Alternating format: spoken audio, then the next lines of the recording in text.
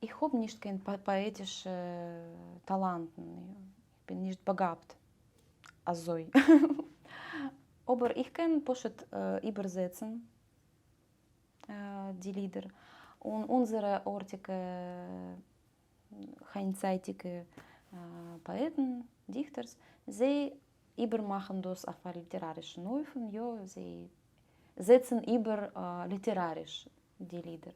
Und so haben wir übergesetzt auf Russisch das erste Buch von Emanuel Kazakevich, poetische Buch. Das erste und ich meine das letzte. Poetische Buch, was heißt Birabidjan Boy.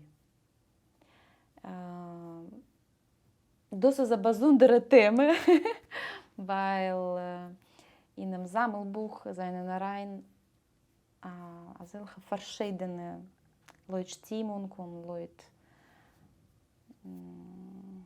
Leute seine Beziehung zu die oder jene Frages Lieder. Zum Beispiel es ist voran dort ein Poema Aschmus mit Mendele Moichers Forum, wo schreibt, dass nu, Rap Mendele, ich will gehen auf seinen Käfer und speien auf dein Käfer.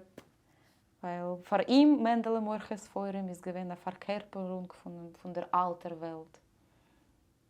Ja, aber es ist mir sehr interessant als moralischer Aspekt von den Übersetzungen. Ich bin nicht sicher, als darf man ja, übersetzen als solche Sachen oder man darf nicht. Ich weiß nicht.